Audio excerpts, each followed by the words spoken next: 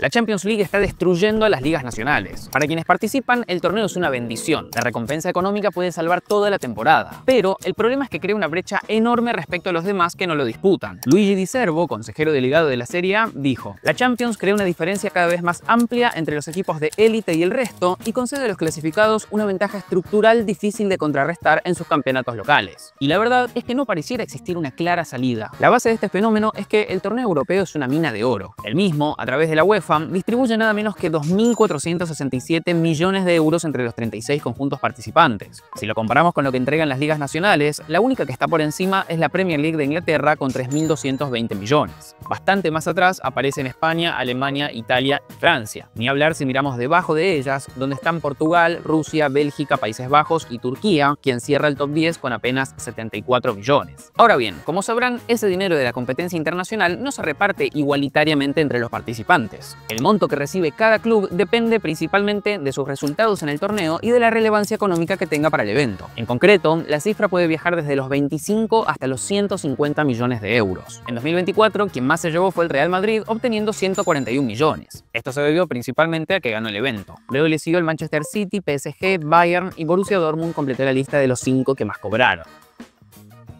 Aunque la pregunta clave en este video no es tanto el número específico, sino qué tan relevante es para los equipos. Principalmente porque queremos saber si efectivamente genera esa gran diferencia que mencionamos al principio. En este sentido, en el caso del conjunto español, el premio de la Champions representó el 13% de los 1.045 millones que facturó a lo largo de toda la temporada. Otras vías de ingresos, como los patrocinadores, el estadio y la Liga Nacional, significaron un porcentaje mayor, con lo cual, si bien no es un porcentaje despreciable, tampoco es debido a muerte. El merengue seguirá siendo una de las dos fuerzas dominantes en España, aún sin este dinero. No le debe su posición en el torneo local a dicha fuente de ingresos. Si miramos otras grandes potencias, llegaremos a la misma conclusión. Para el City, la contienda europea representó el 14% del total, el 15% en el caso del conjunto francés y 16% en el del alemán. Con lo cual, hasta aquí no se cumple claramente lo que mencionamos al inicio. Sin embargo, si observamos un poco más abajo, la situación es completamente diferente. El Porto de Portugal, por ejemplo, festejó todo el año haber alcanzado los octavos de final en dicha edición. Eso le significó 65 millones de euros que sirvieron para aumentar los ingresos de 109 a 174 millones, es decir, un incremento del 60%. Más de un tercio fue gracias al torneo europeo, superando ampliamente la venta de entradas, los derechos televisivos nacionales y los sponsors. Nada vence a un buen rendimiento en la Champions League. Si seguimos buscando, encontraremos casos todavía más extremos. El Bodo Glimt, de quien hablamos en este otro video, recaudó apenas 30 millones de euros en 2024 según Forbes. Allí claramente no disputó la gran contienda europea. En la temporada 25-26 sí lo está haciendo y eso le significará literalmente al menos duplicar la facturación. Una verdadera locura. También es cierto que dicho aumento lleva a complejizar el día a día dentro de la institución. Proveedores, facturación, recursos humanos. Si no hay una plataforma centralizada detrás, todo rápidamente puede volverse un caos. Allí es donde entra en juego Odoo, el sponsor de este video. Odoo es un sistema de aplicaciones empresariales que trabajan en conjunto y se adaptan a cualquier tipo de organización. Gracias a su enfoque integrado, en vez de tener 10 plataformas distintas, podrán manejar todo desde un solo lugar con información siempre actualizada y conectada entre sí. Veamos un ejemplo utilizando lo que mencionamos en los últimos videos. Podrán, por ejemplo, registrar un pedido en la app de ventas, luego eso automáticamente reservará el stock en la de inventario, facturación les generará el comprobante correspondiente y finalmente contabilidad reflejará el pago asociado. Todo está conectado. Incluso pueden agregar herramientas externas como WhatsApp para hablar con sus clientes y que los contactos queden registrados en el CRM. Menos tiempo perdido saltando de una plataforma a la otra y más tiempo dedicado a lo que realmente importa, hacer crecer el negocio. Lo mejor, como ya probablemente sepan, es que la primera aplicación que elijan es totalmente gratuita, de por vida, sin límite de usuarios y con soporte de por vida. Por lo que si quieren probarla, ingresen al link de la descripción o escaneen este QR y así al mismo tiempo nos ayudan a que el canal siga creciendo. Muchas gracias Odoo por ser el sponsor de este video. Volviendo a la Champions, aquí probablemente ustedes estén pensando, no veo ningún inconveniente en todo esto. Se trata de clubes más pequeños, ubicados en países menos competitivos, que gracias a este evento pueden dar un salto de calidad. Eso es 100% válido. De hecho, la UEFA pone cada vez más énfasis en que solo participar ya implique un boost económico importante. Busca, entre otras cosas, evitar que un porcentaje tan alto del premio se concentre en las etapas finales que, como sabemos, suelen ser disputadas por los grandes equipos. El inconveniente aparece cuando la competencia termina y cada conjunto vuelve a su país. Allí es donde se genera una diferencia abismal porque, obviamente, la mayoría no disputó la orejona. Si bien las naciones más importantes tienen varios cupos, el resto solo posee un lugar en la fase de liga o incluso deben conformarse con disputar las etapas que clasificatorias. Portugal, Bélgica, Turquía y República Checa, por ejemplo, tienen un único ticket directo. A otros como Escocia, Suiza, Austria y Noruega les toca un ticket para la ronda previa de playoffs. Con lo cual, en esos países, los clubes que logren acceder serán los únicos en disfrutar ese impulso económico. El gran problema de esto es que dicha ventaja de presupuesto luego se transfiere a una ventaja deportiva, lo que incrementa la probabilidad de obtener nuevamente el cupo europeo al año siguiente. Es un círculo que se vuelve cada vez más difícil de romper. Para que vean de lo que hablamos, viajemos a Escocia y analicemos un caso concreto. Allí, según la UEFA, en 2024 los clubes de primera división generaron un total acumulado de 357 millones de euros. Es decir, si sumamos los ingresos de los 12 conjuntos, llegaremos a esa cifra que la posiciona como la 11ª liga más lucrativa de Europa, detrás de las 5 grandes y de Rusia, Países Bajos, Portugal, Bélgica y Turquía.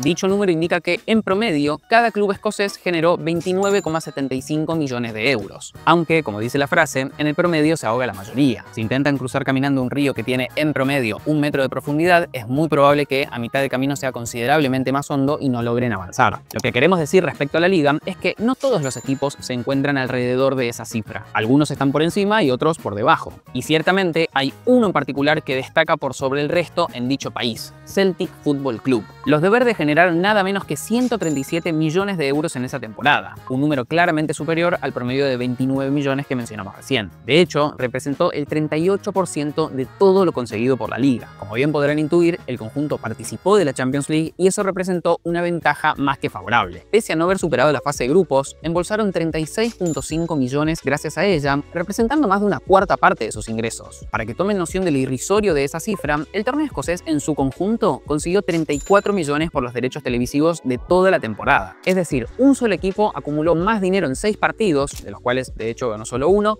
que 12 conjuntos a lo largo de todo el año en más de 200 encuentros. En otras palabras, Celtic preferiría seguir jugando la Champions League antes que ser el dueño supremo del campeonato nacional. Piensen que, perdón que insista con esto, pero el club cobró 5,5 millones de euros por haber ganado la liga aquel año. No es ni una quinta parte de lo del torneo europeo. El verdadero premio de consagrarse en su país es después poder participar del evento internacional.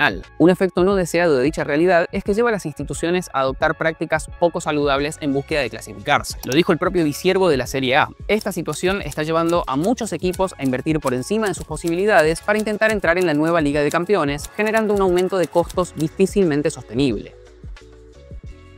En defensa de la UEFA, es válido marcar que tanto la Europa como la Conference League hacen un buen trabajo en amortiguar esta diferencia. Rangers, el competidor directo de Celtic, se llevó 19,8 millones de euros gracias a disputar el segundo torneo continental y Aberdeen acumuló 4,9 millones por el tercero. Aún así, la conclusión es clara. Jugar el máximo evento europeo da una ventaja abismal por sobre los demás. El propio director de la contienda nacional escocesa, Neil Doncaster, admitió el problema. Hay un poco más de competencia en el fútbol escocés de lo que algunos creen, pero no cabe duda de que el dinero de la Champions League distorsiona mucho las ligas nacionales. Creo que ese es el caso en toda Europa y es un problema. En este punto también debemos admitir que en todas las ligas ocurrirá que algunos tengan más recursos que otros. Es imposible que no suceda. El problema está en qué tan grande es esa distancia entre ellos. No solo por una cuestión de equidad, sino directamente de interés por el torneo. Si no hay competencia real entre los conjuntos, es muy difícil que sea atractivo para el público. Si no, preguntémonos cuánto sigue en el día a día de la Liga 1 de Francia, campeonato totalmente dominado por el PSG desde hace bastante tiempo.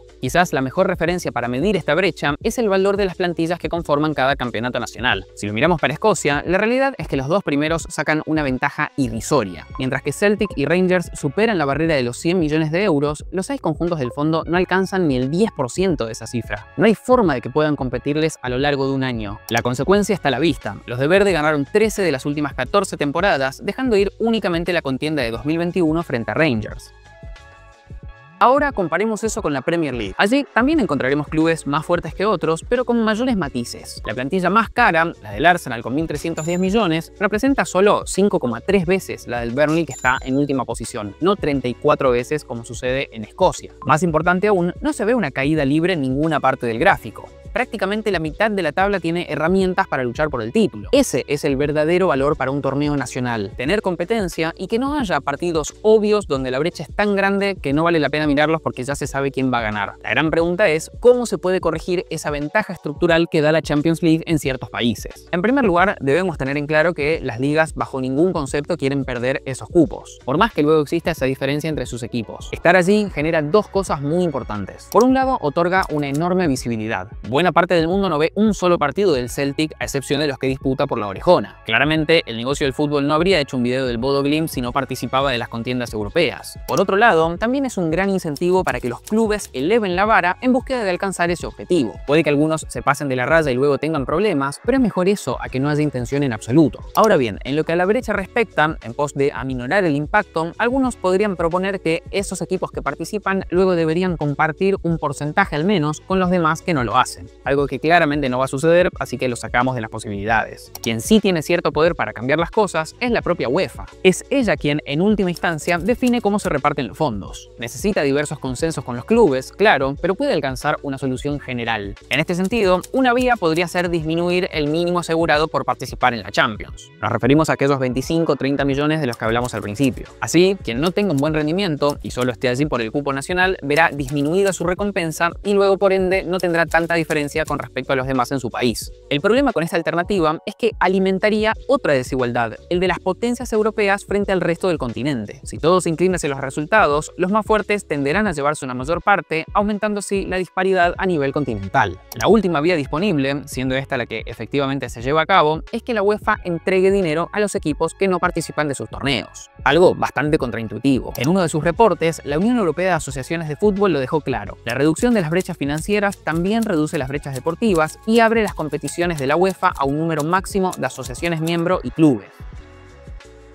Así fue como nacieron los famosos pagos solidarios, fondos de los eventos continentales destinados explícitamente a conjuntos que no participaron de los mismos. Esto obviamente reduce el pozo a repartir entre los que sí clasificaron. En concreto, en 2025-2026, la organización esperaba destinar hasta un 10% de los 4.400 millones de euros que facturó a través de las tres competencias. Esto representa un gran aumento respecto a los 175 millones de 2024, marcando claramente que es un problema a resolver. Denis Budasic, secretario general de la Unión Europea de Clubes, dijo: en términos de cifras, diría que en la mayoría de los países, especialmente en las ligas menores, los clubes de primera división estarán muy contentos con los beneficios que disfrutarán de esta nueva solución solidaria. Charlie Marshall, CEO de la Organización de Clubes de Fútbol Europeo, ex-ECA, también lo dejó en claro. El objetivo principal y el motivo por el que ha habido un aumento tan grande es asegurarnos de que hacemos lo mejor que podemos a nivel europeo para mantener el equilibrio competitivo dentro de las ligas nacionales. Ahora bien, ¿realmente funciona? ¿Es suficiente para solucionar los inconvenientes? Si queremos responder esto, debemos hacer algunas cuentas y entender cómo se distribuye el dinero. Lo primero que hizo la UEFA es limitar el monto que reciben las 5 grandes. Inglaterra, España, Alemania, Italia y Francia cobrarán cada uno un máximo de 10 millones de este fondo solidario. A partir de allí, la cifra va bajando. Según datos de 2024, el siguiente país en la lista fue Dinamarca, con 7 millones de euros. Otras ligas como Portugal, Austria, Bélgica, Países Bajos y Escocia también rondan entre los 5 y 7 millones.